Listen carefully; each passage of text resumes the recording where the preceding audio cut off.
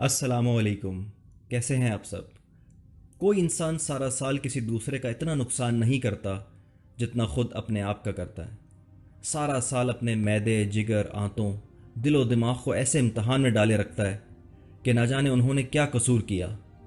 مرچ مسالے، چٹپٹے اور چکنائی سے بھرپور کھانے کھا کھا کر جسم میں ٹاکسکس بہت بڑھ جاتے ہیں جو تیزابیت، بلڈ پریشر، شوگر کو بے قابو کرتے ہیں۔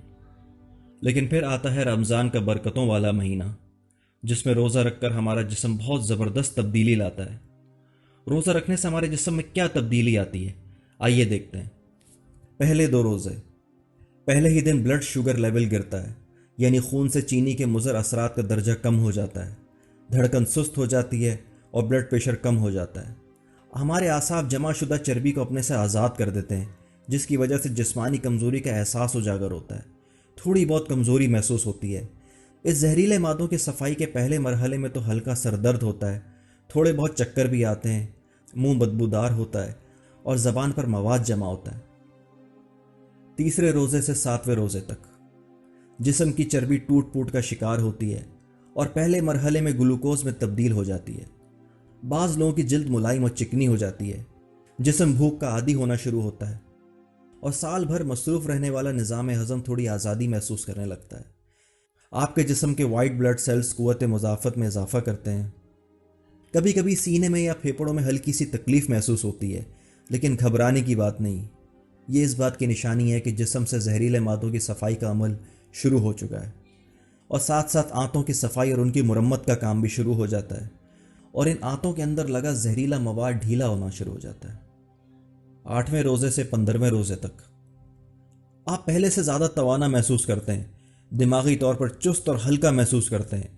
ہو سکتا ہے پرانی چوٹ اور زخم محسوس ہونا شروع ہو جائے، اس لیے اب آپ کا جسم اپنے دفاع کے لیے پہلے سے زیادہ فعال اور مضبوط ہو چکا ہوتا ہے۔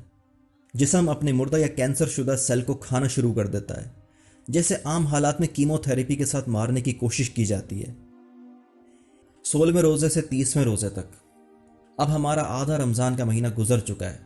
جسم میں ٹوٹ پوٹ کے ساتھ جو ریپیئرنگ ہونی تھی وہ ہو چکی ہے۔ جسم پوری طرح بھوک پیاس برداشت کرنے کا عادی ہو چکا ہے۔ آپ خود کو چست، چاق و چوبند محسوس کرنے لگتے ہیں۔ ان دنوں آپ کی زبان بالکل صاف اور سرخی مائل ہو جاتی ہے، سانس میں بھی تازگی آ جاتی ہے۔ جسم کے سارے زہریلے مادوں کا خاتمہ ہو چکا ہوتا ہے، نظام ہاضمہ کی مرمت ہو چکی ہوتی ہے اور معدہ بھرپور کام کرنے لگتا ہے۔ جسم کے فالتو چربی اور فاسد مادوں کا اخراج ہو چکا ہوتا ہے اور آدمی کو اپنا وزن کم محسوس ہونے لگتا ہے۔ بدن اپنی پوری طاقت کے ساتھ اپنے فرائض ادا کرنا شروع کر دیتا ہے۔ 20ویں روزے کے بعد دماغ اور یادداشت تیز ہو جاتے ہیں، توجہ اور سوچ کو مرکوز کرنے کی صلاحیت بڑھ جاتی ہے، انسان کی میموری بہت شارپ ہو جاتی ہے۔ ان دنوں اگر کوئی کتاب پڑھی جائے تو پڑھے ہوئے الفاظ تیزی سے دماغ میں محفوظ ہو جاتے ہیں۔ یہی وجہ ہے کہ رمضان المبارک میں قرآن پاک پڑھنے کا زور بہت زیادہ دیا جاتا ہے، تاکہ اللہ تعالیٰ کے بتائے ہوئے احکامات انسان سارا سال یاد رکھ سکے۔ پھر بلا شبہ ہمارا بدن اور روح دونوں تیسرے عشرے کی برکات کو بھرپور انداز سے ادا کرنے کے قابل ہو جاتے ہیں۔ یہ تو ہوا دنیاوی فائدہ، جو بے شک اللہ نے ہماری ہی بھلائی کے لیے ہم پر فرض کیا، مگر دیکھیے رحمت الہی کا انداز کریمانہ کہ اس کے احکام ماننے سے دنیا کے ساتھ ساتھ ہماری آخرت بھی سنوارنے کا بہترین بندوبست کر دیا۔ سبحان اللہ و بحمدہ۔